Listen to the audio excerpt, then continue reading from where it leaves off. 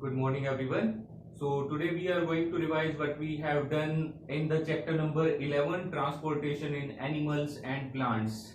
Initially, we have discussed that food is necessary for each and every organism. So it should be supplied to different organs of a animal or any organism. Starting में हमने discuss किया था कि food की जरूरत हर एक organism को होती है और फूड जो है वो बॉडी के डिफरेंट पार्ट्स के लिए जरूरी होता है, हर पार्ट तक वो पहुंचाना जरूरी होता है। उसी तरह से जब फूड के पहुंचने के बाद वहां पर रेस्पिरेशन का प्रोसेस होता है तो कार्बन डाइऑक्साइड जनरेट होती है और दूसरे जो वेस्ट प्रोडक्ट्स हैं वो भी हमारी बॉडी में या किसी दूसरे ऑर्गेनिज्म की बॉडी में जनरेट होते हैं। तो उन सभी वेस्ट मटेरियल्स को भी बॉडी से बाहर निकालना जरूरी होता है। तो इन सभी पर्पसेस को पूरा करने के लिए जो मटेरियल्स का ट्रांसपोर्टेशन है, एनिमल्स में हो या प्लांट्स में हो या किसी दूसरे ऑर्गेनिज्म में हो, वो जरूरी होता है। So in this chapter the first topic that we have discussed that was blood. सबसे पहले हमने ब्लड के बारे में डिस्कस किया था। The fluid which flows in the blood vessels is known as blood. जो ब्लड है वो फ्लूइड है जो किसी भी ऑर्गेनिज्म की जो ब्लड वेसल्स होती हैं उसमें वो फ्लो करता है। ह्यूमन बींग्स में भी ब्लड जो है वो मिलता है और ब्लड वेसल्स के थ्रू ही वो डिफरेंट पार्ट्स तक पहुंचाया जाता है। तो इसका मेन फंक्शन क्या था वो हमने डिस्कस किया था। ब्लड जो है वो ट्रांसपोर्टेशन ऑफ ऑक्सीजन में हेल्प करता है, ऑक्सीजन को हमारी बॉडी के डिफरेंट पार्ट्स तक पहुंचाता है। उसके अलावा जो फूड होता है उनको डिफरेंट पार्ट्स तक पहुंचाता है। उसके अलावा जो कार्बन डाइऑक्साइड गैस प्रोड्यूस होती है उसको बॉडी से बाहर निकालने में ये हेल्प करता है। तो इसके बाद हमने इसके कंपोनेंट्स के बारे में डिस्कस किया था। मेनली 4 कंपोनेंट्स होते हैं ब्लड के। The first one is plasma. जो फ्लूइड पार्ट होता है लाइट येलो कलर का ब्लड में, वो प्लाज्मा कहलाता है। नेक्स्ट हमने डिस्कस किया था आरबीसी के बारे में, रेड ब्लड सेल्स जिनको बोलते हैं। वो सेल्स जिनमें हीमोग्लोबिन प्रेजेंट होता है, एक रेड कलर का पिगमेंट, और ऑक्सीजन को अपने साथ बाइंड करके ऑक्सीजन की ट्रांसपोर्टेशन में हेल्प करता है, वो कहलाती हैं आपकी रेड ब्लड सेल्स। उसके अलावा नेक्स्ट हमने डिस्कस किया था व्हाइट ब्लड सेल्स के बारे में। वो सेल्स ब्लड की जो डिफरेंट डिजीज कॉजिंग जर्म्स हैं उनके अगेंस्ट फाइट करती हैं, वो कहलाती हैं आपकी व्हाइट ब्लड सेल्स। लास्ट हमने डिस्कस किया था प्लेटलेट्स के बारे में। तो प्लेटलेट्स वो सेल्स होती हैं ब्लड की जो आपकी ब्लड की क्लोटिंग में हेल्प करती हैं। जैसे सपोज कीजिए अगर किसी पर्टिकुलर पर्सन को कहीं कट लग जाता है, कोई इंजरी हो जाती है, तो उसकी बॉडी से जो ब्लड है वो फ्लो करना स्टार्ट कर देता है, लेकिन कुछ टाइम के बाद वो अपने आप ही क्लोट हो जाता है, जम जाता है। लेकिन अगर प्लेटलेट्स नहीं है ब्लड में तो वो कंटिन्यूअसली फ्लो करता रहेगा बॉडी से और अल्टीमेटली ह्यूज ब्लड लॉस की वजह से उस पर्टिकुलर पर्सन की डेथ भी हो सकती है। So platelets are very important in the blood. So these were the components of blood. After that we have discussed about blood vessels. Blood vessels mainly हमारी बॉडी में 2 तरह की होती हैं जो ब्लड को ट्रांसपोर्ट करती हैं एक पर्टिकुलर ऑर्गन से दूसरे पर्टिकुलर ऑर्गन तक। तो जो फर्स्ट टाइप है वो है आर्टरीज। आर्टरीज वो ब्लड वेसल्स हैं जो आपके हार्ट से ब्लड को लेके जाती हैं और डिफरेंट बॉडी ऑर्गन्स तक उसको पहुंचाती हैं। उसके अलावा सेकंड होती हैं वेन्स। वेन्स वो ब्लड वेसल्स होती हैं जो आपकी डिफरेंट बॉडी ऑर्गन से हार्ट तक ब्लड को लेके आती हैं, चाहे वो ऑक्सीजन रिच ब्लड हो या कार्बन डाइऑक्साइड रिच ब्लड हो। अब ये जो आर्टरीज और वेन्स हैं ये आगे डिफरेंट सेल्स तक जब पहुंचती हैं तो छोटी छोटी जो ब्लड वेसल्स हैं, ट्यूब्स हैं, उसमें डिवाइड हो जाती हैं और उन स्मॉल ब्लड वेसल्स को बोला जाता है कैपिलरीज। इसके अलावा एक क्वेश्चन ये अराइज हुआ था कि जो वेन्स हैं जब वो डिफरेंट बॉडी ऑर्गन से ब्लड को लेके आती हैं तो उसमें बैक फ्लो क्यों नहीं होता आपके ब्लड का। तो जितनी भी वेन्स होती हैं उसमें आपके वॉल्स प्रेजेंट होते हैं, उन वॉल्स की प्रेजेंस की वजह से ही आपका ब्लड बैक फ्लो नहीं करता है। नेक्स्ट हमने डिस्कस किया था एक्टिविटी 11.1 के बारे में। Activity 11.1 is a very simple activity. इस एक्टिविटी में आपको क्या करना है, आपकी जो मिडिल और इंडेक्स फिंगर है उसको अपने लेफ्ट हैंड की जो आपकी रिस्ट है उसके जस्ट बिलो आपको रखना है और जो ब्लड की वजह से जो थ्रोबिंग साउंड हो रही है उसको फील करना है। तो ये जो थ्रोबिंग साउंड होती है ब्लड की, ब्लड वेसल्स में, इसको बोला जाता है पल्स। और 1 मिनट में जितनी बार ये थ्रोबिंग साउंड आपको सुनने को मिलती है या फील करने को मिलती है, वो कहलाती है आपकी pulse rate. So in this activity what you have to do, you have to just check the pulse rate of each and every person of your family and you have to tabulate the data। एक जो healthy person होता है उसकी जो pulse rate होती है वो 72 times होती है 1 मिनट में।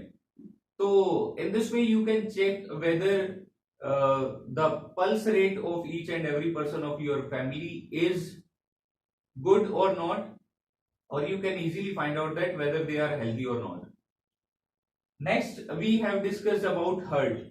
जो आपका सर्कुलेटरी सिस्टम है, जो डिफरेंट न्यूट्रिएंट्स या डिफरेंट वेस्ट मटेरियल्स को ट्रांसपोर्ट करने में हेल्प करता है, उसका जो सबसे मेन इंपॉर्टेंट जो ऑर्गन है वो आपका हार्ट है। तो हार्ट बेसिकली एक फिस्ट के साइज का ऑर्गन है आपकी बॉडी में, जो आपकी चेस्ट कैविटी में प्रेजेंट होता है स्लाइटली टू द लेफ्ट, और जिसकी वजह से आपका जो लेफ्ट लंग है वो थोड़ा सा साइज में छोटा होता है as compare to the right one.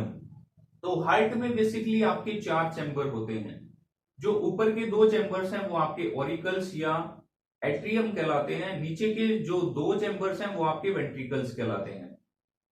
इसके बाद हमने इसकी फंक्शनिंग के बारे में डिस्कस किया था कि ये फंक्शन कैसे करता है।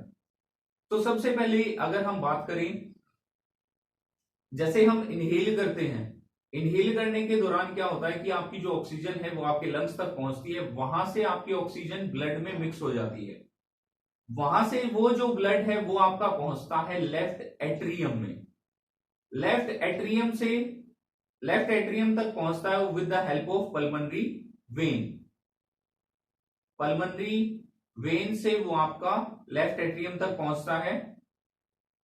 लेफ्ट एट्रियम में पहुंचने के बाद उसको ट्रांसफर कर दिया जाता है लेफ्ट वेंट्रिकल में। लेफ्ट वेंट्रिकल से फिर वो पहुंचता है डिफरेंट बॉडी पार्ट्स में थ्रू द आर्टरीज। आर्टरीज की हेल्प से वो डिफरेंट बॉडी पार्ट्स तक, डिफरेंट सेल्स तक पहुंचा दिया जाता है, जहां पर आपका रेस्पिरेशन का प्रोसेस होता है और ऑक्सीजन को यूटिलाइज किया जाता है एनर्जी को प्रोड्यूस करने में। वेस्ट मटेरियल जो वहां पर प्रोड्यूस होता है वो होती है कार्बन डाइऑक्साइड, वो दोबारा से आपके ब्लड में मिक्स होती है और वो जो ब्लड है वो वेन्स की हेल्प से पहुंचता है आपके राइट एट्रियम में।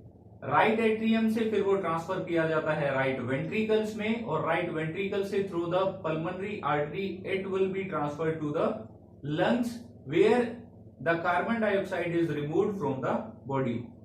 तो जो आपकी डिफरेंट सेल्स हैं वहां पर रेस्पिरेशन के प्रोसेस के बाद जब आपका कार्बन डाइऑक्साइड गैस रिलीज होती है और एनर्जी प्रोड्यूस होती है, तो उस कार्बन डाइऑक्साइड गैस को बॉडी से बाहर निकालना जरूरी होता है। वो ब्लड में मिक्स होती है, वहां से फिर वो वेन्स के थ्रू आपके राइट एट्रियम में पहुंचता है, राइट एट्रियम से राइट वेंट्रिकल में, राइट वेंट्रिकल से पहुंचता है लंग्स में, जहां पर आपके जो लंग्स हैं वो एक्सहेलेशन के प्रोसेस से CO2 गैस को बाहर निकाल देते हैं। तो ये कंप्लीट जो साइकिल है ये चलता रहता है, और इस तरह से आपका जो हार्ट है वो through out the life pump करता है आपके ब्लड को, और डिफरेंट जो न्यूट्रिएंट्स हैं और जो वेस्ट मटेरियल है उसके ट्रांसपोर्टेशन में हेल्प करता है। नेक्स्ट हमने डिस्कस किया था हार्ट बीट के बारे में। हार्ट बीट को जो मेजर किया जाता है जिस डिवाइस से उसको बोलते हैं स्टेथोस्कोप। आपने डॉक्टर्स के पास देखा होगा इसे। तो डॉक्टर्स इसको यूजुअली यूज करते हैं। इसके मेनली 3 पार्ट होते हैं। एक होता है चेस्ट पीस जिसे वो चेस्ट पे रखते हैं, सेकंड होती है जो बीच में एक ट्यूब लगी होती है वो, और थर्ड वन होता है ईयर पीस जिसे वो ईयर्स में लगाते हैं। तो चेस्ट पीस को अगर हम चेस्ट पे रखते हैं तो हमें एक जो थंपिंग साउंड है जो हार्ट की मसल्स की कॉन्ट्रैक्शन और एक्सपेंशन की वजह से सुनाई देती है, वो थंपिंग साउंड उसकी हेल्प से सुनी जा सकती है, और यही जो थंपिंग साउंड है इसको बोला जाता है हार्ट बीट। इसके बाद आपको ये चेक करना है कि हार्ट बीट और पल्स रेट में क्या रिलेशन है। हार्ट बीट और पल्स रेट में रिलेशन क्या है इसको आप इजीली फाइंड आउट कर सकते हो कि जितनी आपकी हार्ट बीट होती है अगर आप उसको स्टेथोस्कोप से मेजर करो, चेक करो, उतनी ही आपकी पल्स रेट होती है, क्योंकि जो एक हार्ट बीट है वो एक पल्स को जनरेट करती है। इसके बाद जो एक और क्वेश्चन हमने डिस्कस किया था पहले कि हार्ट जो है उसके 4 चैम्बर्स होते हैं, लेकिन 4 चैम्बर्स में क्या कभी आपका ब्लड इंटरमिक्स होता है? नहीं होता, क्योंकि उनके बीच में क्या होता है, पार्टीशन होता है। दूसरा, क्या जो एक साइड 2 चैम्बर हैं जैसे लेफ्ट एट्रियम लेफ्ट वेंट्रिकल है, क्या उनमें कभी इंटरमिक्स होता है या बैक फ्लो करता है? नहीं करता, क्योंकि उनमें भी आपके वॉल्स जो है वो प्रेजेंट होते हैं और उसके बैक फ्लो को रोकते हैं। इसके बाद हार्ट बीट के बारे में हम डिस्कस कर चुके हैं, पल्स रेट और हार्ट बीट में रिलेशन क्या होता है वो हमने डिस्कस किया। नेक्स्ट हमने डिस्कस किया था एक्टिविटी 11.2 के बारे में। एक्टिविटी 11.2 में आपने क्या किया था, अपना खुद का एक स्टेथोस्कोप जो है वो बनाया था। सबसे पहले हमने क्या किया था, एक 6 to 7 सेंटीमीटर डायमीटर की एक फनल ली थी। फनल के का जो बॉटम है उससे हमने एक जो आपकी रबर ट्यूब होती है उसको फिक्स किया था, उसका जो सेकंड एंड है उसको ऊपर हमने रखा था। इसके बाद जो आपकी फनल का ऊपर का पार्ट है वहां पर हमने एक जो रबर बैंड था उसको स्ट्रेच कर दिया था जैसे आपका बैलून होता है उसको हम स्ट्रेच करके उसके ऊपर फिक्स कर देते हैं। Now your stethoscope is ready and with the help of that stethoscope आपको क्या करना है कि जो फनल का ऊपर का एंड है वो आपकी चेस्ट पीस की तरह काम करेगा, उसको आपको चेस्ट के ऊपर रखना है। और जो आपकी ट्यूब का सेकंड ओपन एंड था वो आपके ईयर पीस की तरह काम करेगा, उसको ईयर में लगाना है। ईयर में लगाने के बाद आप अपनी जो हार्ट बीट है उसको सुनना है। Are you able to hear the heart beat of yourself now? तो बेसिकली स्टेथोस्कोप का काम होता है हार्ट बीट की जो साउंड है उसको एम्पलीफाई करने का, और जिसकी हेल्प से जो आपके डॉक्टर्स हैं वो ये इजीली फाइंड आउट कर पाते हैं कि कोई एक पर्टिकुलर पर्सन वो हेल्दी है या नहीं है। तो ये तो बात की हमने सर्कुलेटरी सिस्टम ऑफ ह्यूमंस की। क्या जो दूसरे ऑर्गन्स होते हैं, जो दूसरे ऑर्गेनिजम्स होते हैं जैसे हाइड्रा है, स्पॉन्जेस है, क्या उनमें भी इस तरह का सर्कुलेटरी सिस्टम होता है? अगर नहीं होता है तो उनमें मटेरियल्स का ट्रांसपोर्टेशन कैसे होता है ये हमने डिस्कस किया था। तो जो स्पॉन्जेस, हाइड्रा, कुछ इस तरह के जो छोटे छोटे एक्वेटिक एनिमल्स होते हैं उनमें सर्कुलेटरी सिस्टम नहीं होता। तो उनमें मटेरियल्स कैसे ट्रांसपोर्ट होते हैं, फूड कैसे ट्रांसपोर्ट होता है? तो जो वाटर होता है, क्योंकि वो एक्वेटिक एनिमल्स हैं, वाटर अपने साथ जो डिफरेंट मटेरियल्स हैं, फूड है, उनको लेके आता है, ऑक्सीजन को लेके आता है। वो उनकी बॉडी से जब स्ट्राइक करते हैं तो वो उसकी बॉडी में डिजोल्व हो जाते हैं, और जब वो उसको लीव करता है तो उसकी बॉडी से जो वेस्ट मटेरियल होता है वो अपने साथ लेके चला जाता है, और इस तरह से जो मटेरियल्स हैं उनका ट्रांसपोर्टेशन उनमें देखने को मिलता है। लास्ट जो चीज हमने इसमें डिस्कस की थी वो थी कि जो सर्कुलेटरी सिस्टम है उसको डिस्कवर किसने किया था? उसे डिस्कवर किया था विलियम हार्वे ने। और उस टाइम पे उसका काफी मजाक बनाया गया था कि उसे सर्कुलेटर नाम दिया गया था, लेकिन बाद में ये जो कंप्लीट सर्कुलेटरी सिस्टम है उसके बारे में सभी को पता चला, और उन्होंने उसकी जो थ्योरी थी उसको प्रूव कर दिया कि circulatory system, the name was given by William Harvey. तो सर्कुलेटरी सिस्टम जो है इसके बारे में हमें विलियम हार्वे की वजह से पता चला था।